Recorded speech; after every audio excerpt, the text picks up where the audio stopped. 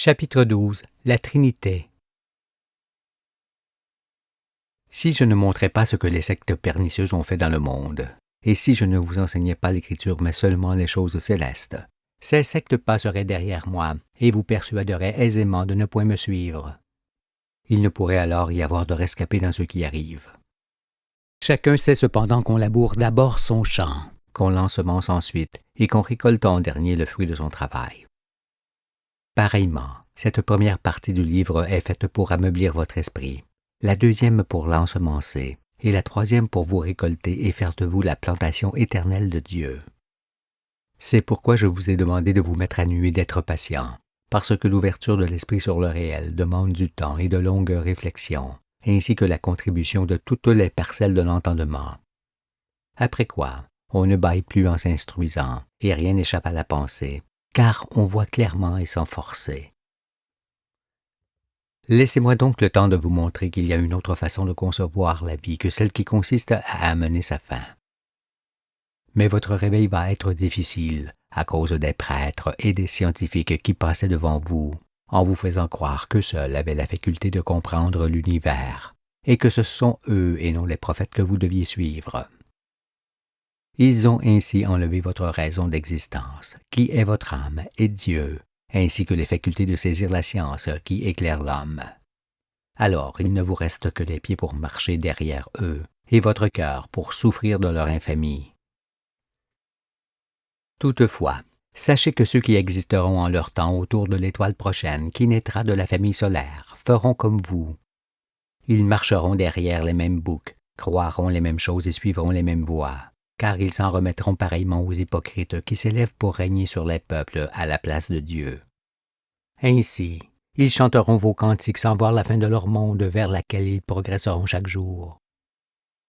Et cela fut dans le monde qui nous précède, en amont du soleil, parce que les ténèbres de l'esprit sont nécessaires pendant un temps, pour que d'elles sortent la lumière et la délivrance.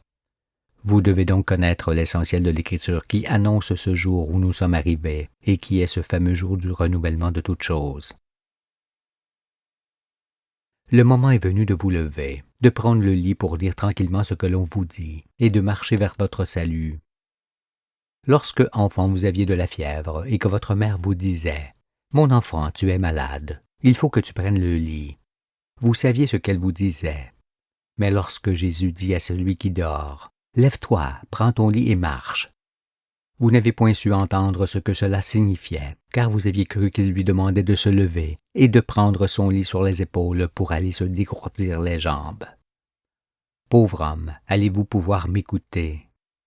Je vous demande cependant de vous lever d'entre les morts, de prendre votre lit pour pouvoir lire au calme et saisir ce que j'écris, et de marcher sur la voie, car il en va de votre vie.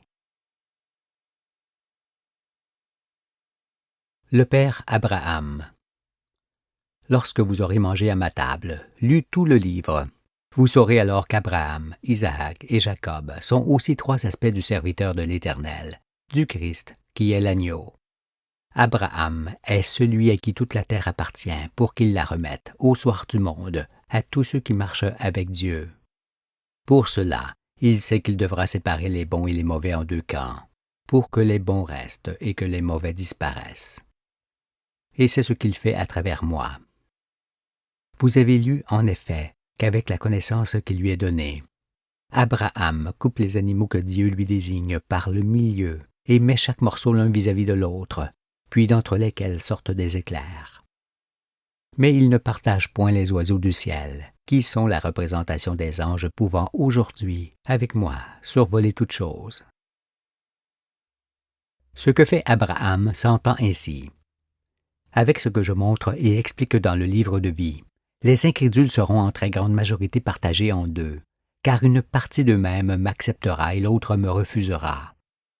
Ce qui sera un grand conflit en chacun, qui devra cependant se terminer par la décision de me suivre ou de ne point le faire. Ce qui se traduira forcément par la séparation des hommes, qui sera inévitablement suivie de la fin du monde. Alors, comme Abraham, tous ceux qui m'auront suivi recevront la terre entière en héritage, sur laquelle ils régneront à tout jamais. Les autres périront, et les oiseaux de proie s'abattront sur eux. Par ailleurs, pourquoi Abram fut-il appelé Abraham? Quel est le sens de ce changement de nom? Tout d'abord, il faut concevoir que l'homme est comme une chandelle en préparation, devant être éclairé le moment venu. Cela pour voir le réel tel qu'il est et pour se conformer aux raisons pour lesquelles il a été créé. En ce sens, Abram est l'homme de Dieu encore ténèbres, éteint. Mais lorsqu'il entend la voix du Très-Haut, il s'éclaire et marche avec lui. Et c'est alors que Dieu lui demande de ne plus s'appeler Abram, mais Abraham. Parce que d'homme, il est devenu ange, à la manière de ce que vous allez devenir. Après cela, Abraham institue la circoncision de la chair pour garder l'alliance de Dieu.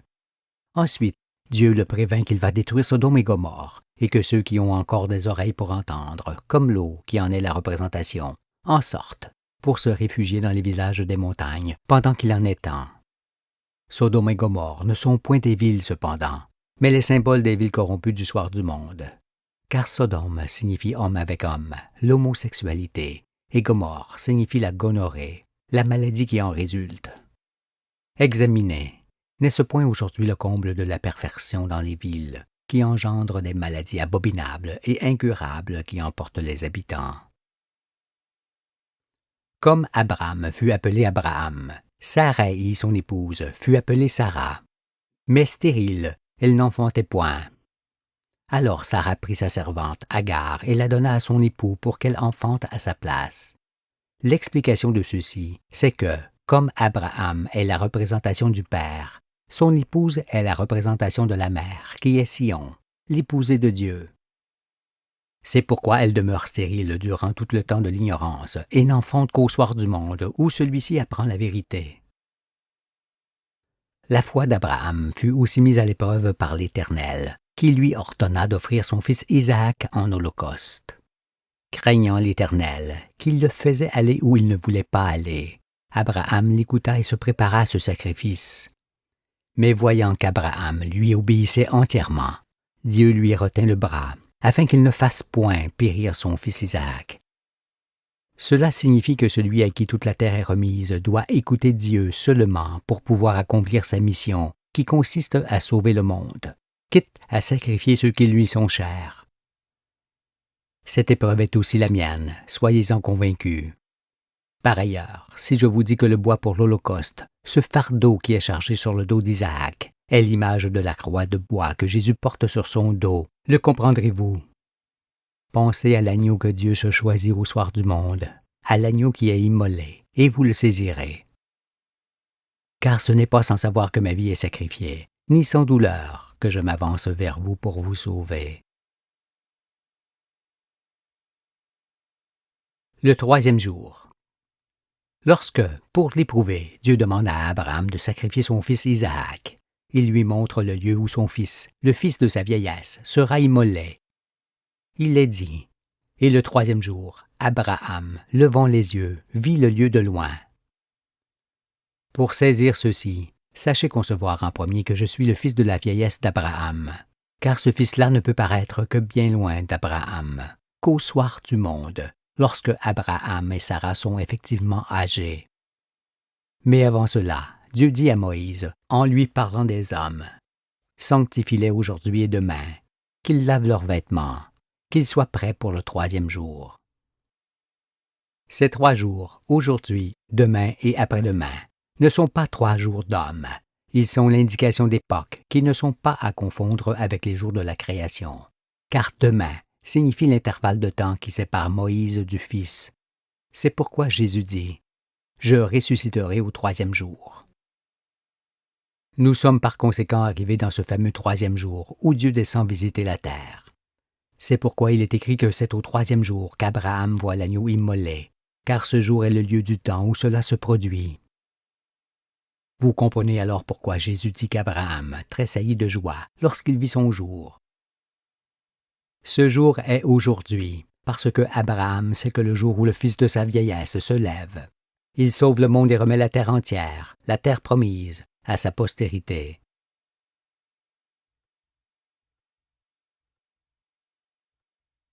La lutte et la victoire. Notez que Jacob est celui qui lutte jusqu'à ce que l'aurore se lève. Il lutte contre lui-même, contre des hommes, ceux qui règnent, et avec Dieu, et il en sort victorieux.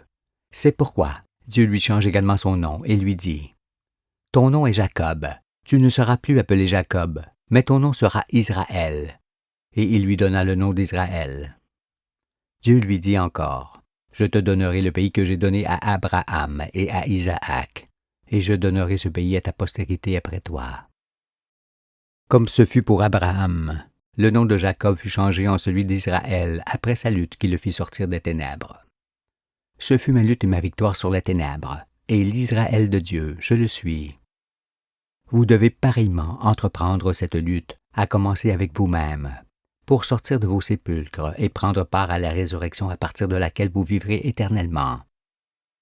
Vous êtes les véritables enfants d'Abraham que je viens chercher, les enfants de la promesse, allant hériter de toute la terre. Si je vous fais naître à nouveau, ne serez-vous point mes fils et mes filles? Vous le serez forcément, ce qui vous montrera que je suis bien Israël, et vous, le peuple d'Israël, ce petit troupeau auquel Dieu a jugé bon de remettre le royaume.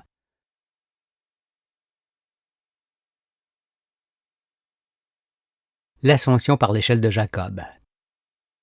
Si vous ne comprenez pas toujours très bien ce que j'explique sur l'Écriture, ne vous désolez pas, car d'autres choses du livre vous feront voir ce qui était tenu caché. Cependant, bien qu'elle soit visible dans la deuxième partie du livre, je dois expliquer ce qu'est l'échelle de Jacob que nul ne saisissait. L'Écriture dit « Jacob arriva dans un lieu où il passa la nuit, car le soleil était couché, le temps des ténèbres. Il y prit une pierre, dont il fit son chevet, le fils sur lequel il se repose, et il se coucha dans ce lieu-là, le lieu du temps marqué. Il eut un songe, et voici, une échelle était appuyée sur la terre, et son sommet touchait au ciel. Et voici, les anges de Dieu montaient et descendaient par cette échelle. Et voici, l'Éternel se tenait au-dessus d'elle, et il dit, « Je suis l'Éternel, le Dieu d'Abraham, ton père, et le Dieu d'Isaac. La terre sur laquelle tu es couché, je la donnerai à toi et à ta postérité. Ta postérité sera comme la poussière de la terre. Tu t'étendras à l'Occident et à l'Orient, au septentrion et au Midi, et toutes les familles de la terre seront bénies en toi et en ta postérité. Voici, je suis avec toi, je te garderai partout où tu iras, et je te ramènerai dans ce pays, car je ne t'abandonnerai point, que je n'ai exécuté ce que je te dis. » Et, toujours dans ce sens de l'échelle, Jésus dit, « En vérité, vous verrez désormais le ciel ouvert et les anges de Dieu monter et descendre sur le Fils de l'homme. » Remarquez tout d'abord qu'en parlant des quatre coins du monde et de toutes les familles de la terre, Dieu parle du monde entier et non d'une nation particulière. Ce qui montre à l'évidence que le peuple d'Israël, la postérité de Jacob, est composé des saints d'esprit de tous les peuples, et que Dieu aujourd'hui exécute ce qu'il a dit. Mais en ce qui concerne l'échelle de Jacob, entendez qu'il est nécessaire de s'élever dans le ciel pour explorer ce qui s'y trouve, et redescendre ensuite sur la terre pour voir qui nous sommes et où nous allons. C'est en effet dans l'univers qu'il faut aller chercher le nom de l'homme, qui il est, car ce n'est point à partir de lui que l'on peut savoir qui il est, d'où il vient et où il va. Cette ascension permet de rencontrer Dieu et de saisir ses œuvres et ses desseins. Il est donc temps que l'homme l'effectue, barreau après barreau, c'est-à-dire chapitre après chapitre, pour quitter l'esprit terrestre et acquérir l'esprit céleste, qui est l'esprit universel de l'ange. Sinon, il en est fait de tout. Maintenant, l'échelle de Jacob ne peut plus être un mystère pour vous, pas plus que ne l'est le chandelier que Moïse m'a préparé. Chacun conçoit que, pour être élu, il faille être examiné. Si donc vous sortez victorieux de l'examen auquel vous êtes soumis aujourd'hui, votre âme ne pourra plus mourir.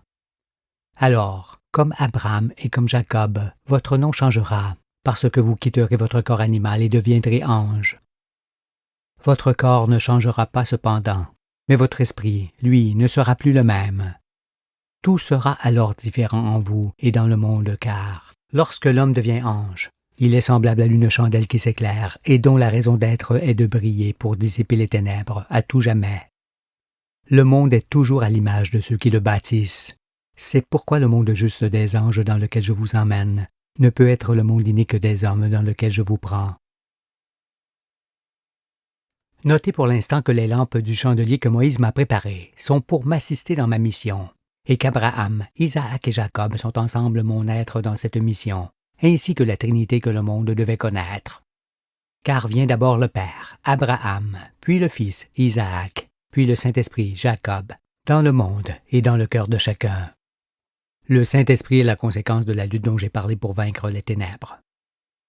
Je dis alors que sans la Trinité connue de tous, il n'y a aucune élévation possible de l'homme, parce qu'il suffit de ne point craindre la parole de l'Éternel pour faire fi de l'enseignement de son Fils. Maintenant, vous comprenez pourquoi Jésus dit que ceux qui iront dans le royaume seront à table avec Abraham, Isaac et Jacob. Car en étant assis à table avec moi, c'est avec eux, en moi, que vous êtes assis.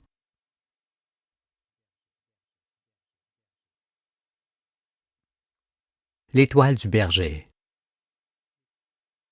La lumière de l'esprit est l'éclairement donné par la compréhension de l'Écriture assurément, mais aussi par la compréhension de tous les éléments de l'univers de Dieu, par lequel on existe. C'est pourquoi, dès après que je vous aurai enseigné le sidéral, les astres, vous conviendrez que la lumière du Fils fait lever l'aurore sur la terre et fait de lui le berger des hommes. Il est donc temps de ne plus penser que la planète Vénus est l'étoile du berger ou l'étoile brillante du matin dont parle l'Écriture. Car le berger, je le suis, et la lumière de mon esprit est cette étoile spirituelle qui annonce l'aurore. Celle-ci fut représentée par deux triangles, dont les traits signifient pour l'un le Père, le Fils et le Saint-Esprit, et pour l'autre Abraham, Isaac et Jacob qui sont en moi. En rapport avec le Sauveur, David est la figure de celui qui combat le monde de l'hypocrisie. Je suis donc son fils, parce que j'accomplis ce qui est écrit de lui par la seule volonté de Dieu. En moi, Dieu a trouvé le chef de ses armées. Il a trouvé David. Contesterez-vous que j'ai reçu l'étoile de David?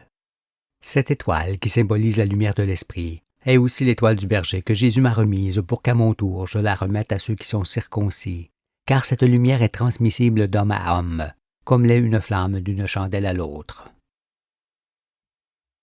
Mais je suis attristé par vos façons de voir, parce qu'en représentant le Fils par sa croix et non par sa lumière, ce qui signifie en l'associant à la mort, et non à la vie comme vous deviez le faire, cela vous empêchait de comprendre que l'étoile du berger des hommes est aussi l'étoile de David, l'étoile brillante du matin qui se lève dans les cœurs. Ainsi, vous ne pouviez saisir la prophétie, ni que l'agneau de Dieu est le premier-né d'entre les hommes, qui écrit lui-même la vérité.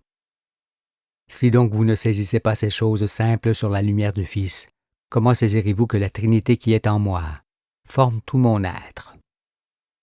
Cet aspect de ma personne et de ma connaissance est symbolisé par l'étoile du berger, qui est le symbole de la lumière du gardien des hommes. Si vous recevez mon baptême au fur et à mesure que je vous enseigne, cela signifiera que vous êtes marqué du sceau de Dieu sur votre front et désigné de la sorte pour la vie éternelle. Vous aurez reçu mon étoile qui vous sauvera, car Dieu ne vous choisit pas selon votre aspect ou votre âge, ni ne vous sauve par l'arme. Il vous choisit par la circoncision de votre cœur qui vous permet de vous élever jusqu'à lui, et vous sauve par la lumière de son Fils qu'il transmet en chacun de vous. Mais Dieu laisse à tous le libre choix d'entrer ou de ne point entrer dans son temple. En effet, être élu et aller dans son royaume n'est pas un droit acquis à la naissance.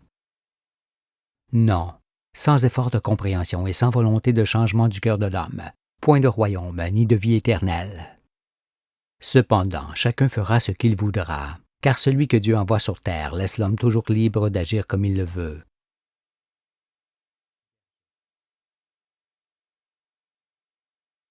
Le lieu de naissance du berger. Par la suite, nous parlerons d'Adam et Ève, et montrerons qu'ils ne sont pas un couple duquel descendrait l'humanité entière, mais qu'ils sont le nom de l'homme et de la femme que Dieu a créés.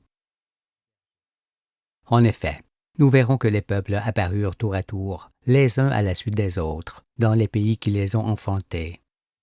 Et puisqu'on vient au monde en étant toujours l'héritier de ceux qui existent avant soi, le Fils de l'homme, qui est le Fils des hommes, ne peut sortir que du peuple dernier-né, se trouvant dans la génération blanche qui termine la création de sa présence. Chaque peuple qui naissait était l'héritier de ceux qui le précédaient, et le dernier-né des peuples, qui est la représentation de tous les hommes, est le seul peuple d'où pouvait sortir le Fils de Dieu. Tous les hommes de la terre ont âme et cœur identiques, pouvant rire ou pleurer. Mais un peuple est toujours à l'image du pays qui l'a enfanté. C'est pourquoi un pays fort riche en diversité donne des hommes fort riches en esprit, car ceux-ci doivent composer avec tout ce qui existe autour d'eux. Et le pays duquel je sors résume le monde entier. On remarque d'abord son climat tempéré et les 4 saisons de même durée et d'égale importance qui lui sont attachées. On y trouve des fleuves bien répartis dans le paysage, lui donnant une irrigation comparable à celle des êtres vivants. On y voit les mers et les montagnes, les plaines et les vallées, ainsi qu'un grand nombre de choses contraires et diverses qui développent l'esprit des habitants, surtout que les hommes originaires de ce pays furent souvent mêlés à des hommes venus d'ailleurs. C'est pourquoi, tel le flux et le reflux de la mer, tout arrive et repart de ce jardin dans lequel Dieu appelle son Fils sur le soir, et à l'Orient duquel il plaça les prophètes. Tout ce que je dis là, Moïse et Jean le connaissaient et savaient où je naîtrais pour cette raison. Lorsqu'on dit « le Fils de l'homme », entendez « le Fils de tous les hommes sous le ciel », et cela par héritage. C'est pourquoi ce Fils ne pouvait apparaître que dans le peuple dernier-né et héritier de tous. Moyen en tout de ce fait, je peux aisément voir ce que sont les œuvres des hommes, en référer à Dieu et vous transmettre ensuite son jugement. Telle est ma première mission, la dernière étant de vous sauver. Dans l'Écriture, lorsque les prophètes parlent de bergers, ils ne parlent point de pâtres assurément, mais de ceux qui gardent les hommes dans les pâturages de Dieu. Dans ce sens, vous savez que 3 bergers, les 3 rois mages, suivent une étoile qui s'arrête sur la tête du Fils venant de naître. Cette scène, comme les autres, est aussi à entendre dans le sens spirituel, parce qu'il s'agit d'Abraham, d'Isaac et de Jacob qui marchent vers le 4e et le lieu où il vient de naître, pour que l'on sache du soleil levant au soleil couchant que celui-là est le véritable et que son nom est parole de Dieu. Ce n'est évidemment pas une étoile du ciel, ni une comète qu'ils suivent, mais la lumière de leur raisonnement, pour se diriger et vous diriger avec eux vers le pays et le lieu où devait naître le Fils. Car, bien qu'il soit le berger des hommes, il est fait lui aussi avec ce qui existe dans le pays et le peuple où il est pris. Les rois mages arrivent donc sur le soir, en suivant la lumière de leur esprit, qui est aussi celle du Fils. Car que font-ils? Ils cherchent le pays qui résume le monde, et qui est un jardin où se trouvent des arbres, des hommes qui donnent des fruits, des œuvres, bons à manger. Et, lorsqu'ils trouvent ce peuple habile et gentil, toujours prêt à aider les autres, ils trouvent celui qui vient de naître. Mais ne pensez pas que je glorifie les gens de ce peuple sur lequel Dieu a porté ses regards. Non, je ne les glorifie pas, car ils ne sont pas exempts de péché ni de reproche. Et c'est au Créateur qu'ils sont redevables de leur existence et non à eux-mêmes. Mais parce que Dieu les protège, cela les rend fiers comme le coq qu'ils ont pris pour emblème, ou comparable à des ânes et des ânesses qui ont le front dur comme la pierre. Aussi, ils se moquent de tous ceux qui sont élevés, car ils se plaisent à les faire descendre de leur piédestal pour leur apprendre l'humilité. C'est ici la Galilée des gentils et le jardin d'Éden où Dieu appelle son Fils sur le soir pour le servir. Croyez donc cette parole qui est tout à fait conforme à la prophétie et dans laquelle il est dit « Voici, il vous précède en Galilée, c'est là que vous le verrez. »